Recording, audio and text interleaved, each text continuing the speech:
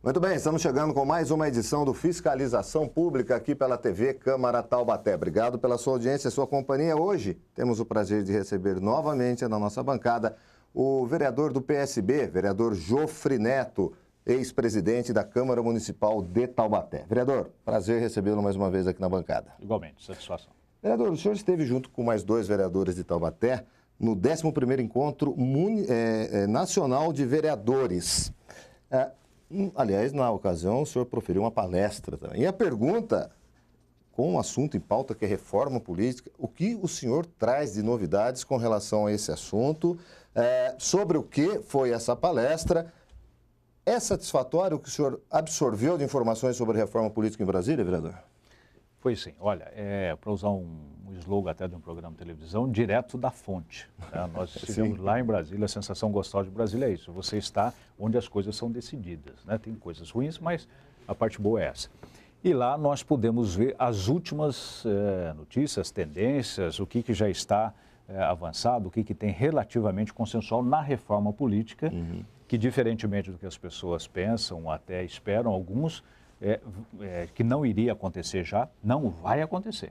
Dia 26 de maio, o presidente da Câmara, Eduardo Cunha, já definiu que colocará em votação. Bem, então eu destaquei alguns pontos aqui para a gente expor para a nossa população, que daqui um pouquinho vai ter que conviver com isso. Né?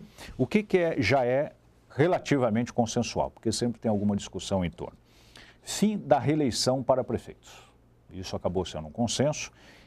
E o mandato vai ser de 5 anos para todos os cargos. Prefeito, deputado, senador, inclusive.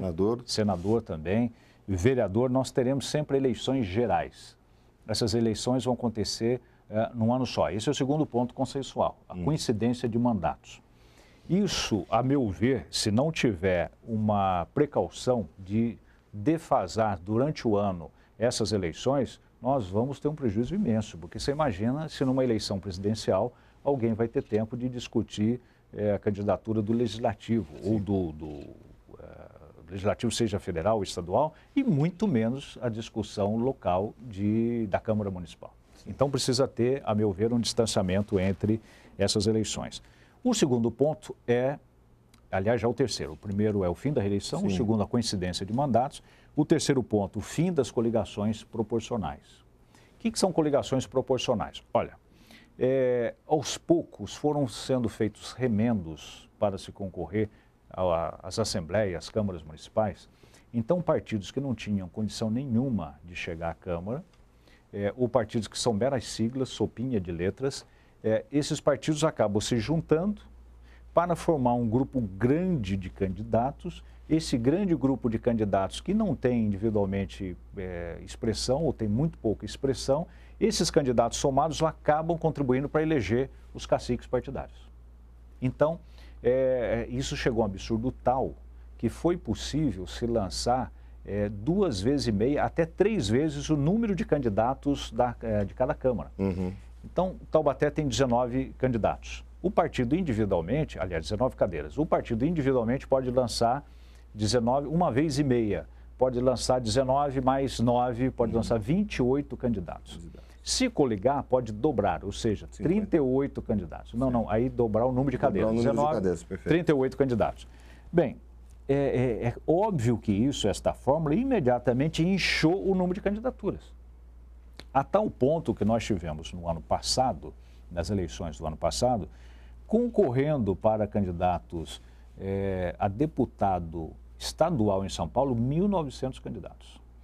Concorrendo a deputado estadual, 1.800. Se não me falha a memória, os números são mais ou menos esses. No total, deu 3.500 a 3.700 candidatos.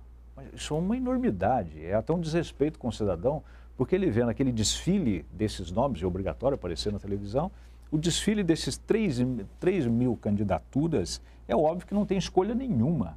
Ele vai votar ou no candidato que ele simpatizou com o nome, ou que tem uma celebridade, entre aspas, na televisão, por exemplo, pode ser até um palhaço famoso, como foi o caso do Tiririca, né?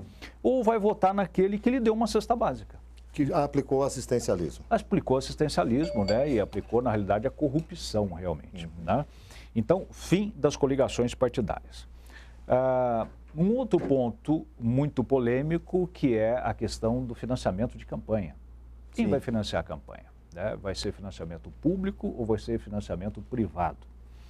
O financiamento privado, eu particularmente, sempre achei extremamente preocupante. Eu sempre fui um candidato de esquerda, sem acesso a grupos empresariais, pelo menos na época que a esquerda não tinha acesso a grupos empresariais. Né? Eu sou desta época. Sem acesso a grupos empresariais, e era desproporcional. As nossas candidaturas eram feitas como, recentemente alguém brincou, eram feitas sim com quermesse, com renda de quermesse, rifa de televisão, rifa de bicicleta. Eu tenho até hoje os carnezinhos, guardo de recordação, de uma bicicleta, de uma televisão que nós sorteamos para poder fazer o nosso caixinha de campanha. Agora, para disputar a candidatura a vereador até dá. Agora, quando você vai disputar para deputado, por exemplo, aí fica desproporcional. Totalmente desigual, né? Não tem sentido, né? Aí você se deparava com candidaturas, as minhas candidaturas eram em preços atualizados, 10, 15 mil reais. Candidaturas de 500 mil, 1 milhão, 1 milhão e meio de reais. Né? Vereador, me permite fazer uma pergunta? Pois não. Há quem diga o seguinte, você vai gastar dinheiro público para fazer campanha para candidatos. Outros dizem o seguinte, mas você não sabe o que sai de dinheiro público através de uma campanha financiada pelo setor privado. Qual a posição o senhor defende? Equilibrada ou não? Ou privada ou pública? Pois é, exatamente isso. Não existe dinheiro privado em campanha, sempre é dinheiro público. Porque a empreiteira que doa 1,5 milhão para um candidato e doa para outro, não doa para um só, 1,5 milhão para um, 1 milhão para outro, 500 mil para outro, é óbvio que essa empresa, ela não está fazendo isso de bondade, ela está investindo. Se ela investe 1,5 milhão no deputado, porque ela imagina que vai lucrar muito mais com um contrato lá na frente em que ela vai ser favorecida. Então, sempre foi financiamento privado. Só que é financiamento privado movido pela corrupção. Então, vamos deixar essa coisa clara, vai ser, aliás, sempre foi financiamento público, desculpe, mas movido pela corrupção. Então, vamos deixar essa coisa clara, o financiamento público limpo, né, em que definidamente cada candidatura sabe quanto que vai poder gastar. Bem, mas isso não vai passar. Não passa? A própria comissão da reforma política sabe que não tem aderência a isso no Congresso, ou seja, não colou isso. Então o Congresso vai rejeitar isso. Mas se está se caminhando para um consenso de ter financiamento público e privado, mas o privado apenas de pessoas físicas, empresas não. Porque quem vota realmente não é a empresa, é claro, quem vota é o indivíduo. Então, financiamento poderão colaborar pessoas até um determinado limite, como já é hoje, até um determinado limite, mas empresas não poderão mais doar.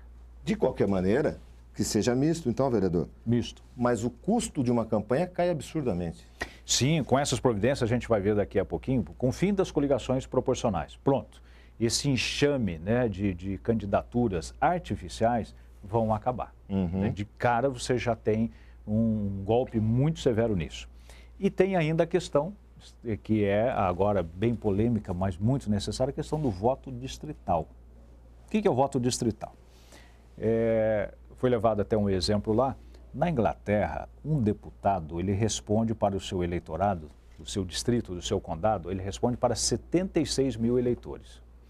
Um deputado do estado de São Paulo responde para 32 milhões de eleitores. É evidente que ele não responde a ninguém, porque 32 milhões de pessoas passa a ser uma abstração. Né? Ninguém, a não ser a sua base ali, vai poder acompanhar o que ele faz. Então a ideia é fazer com que sejam eleitos deputados de regiões, ou seja, de distritos. Esse é o voto distrital. A mesma coisa para os municípios, para distritos, implantarmos distritos nos municípios. E, aliás, nisso O senhor foi o primeiro a levantar essa bandeira aqui na cidade de Taubaté. Pois é, eu diria mais, sem nenhuma pretensão de levantar essa bandeira até em nível nacional. Eu procurei em todo lado, eu nunca vi nenhuma proposta de distrito legislativo como nós propusemos aqui em Taubaté e continuamos a propor. Então, a votação, a divisão da cidade em distritos. Mas ainda tem agora a ser discutido nisso. O distrito na cidade vai ser como? Aliás, a votação na cidade vai ser como? Não vai ter mais o voto proporcional, aquele voto confuso que você vota no candidato e elege um partido. Então nós tínhamos a situação que ocorreu para mim. Eu fui beneficiado uma vez e extremamente prejudicado em outra.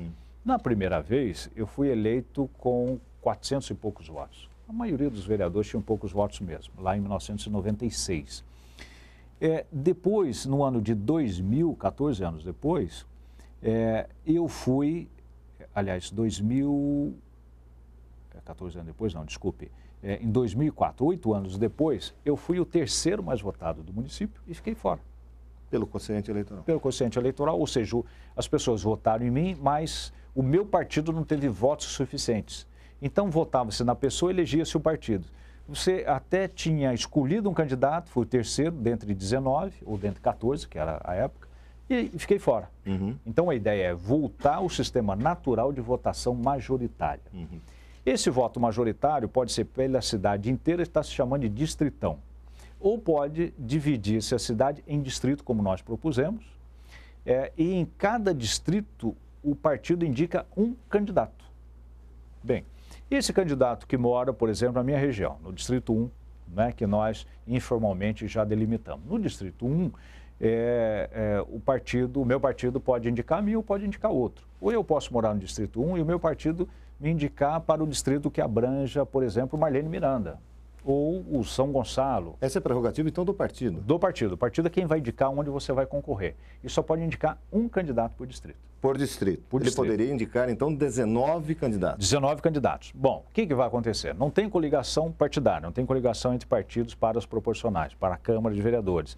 Vai ter que indicar um candidato por distrito, né? Então, naquele distrito, ele vai ter alguma dificuldade de lançar candidatos artificiais. De novo, o número de candidaturas vai cair enormemente. Nós vamos ao intervalo, mas eu quero fazer uma pergunta para o senhor. Tornam-se 19 microeleições majoritárias, de certa forma. Seria isso? De certa forma, mas exatamente isso. 19 eleições majoritárias. Em cada distrito nós temos uma eleição para escolher quem vai ser o representante do distrito. Maravilha. Nós vamos ao rápido intervalo, voltamos daqui a pouco falando mais sobre reforma política com o vereador Jofre Neto do PSB. Fica aí, voltamos em instantes.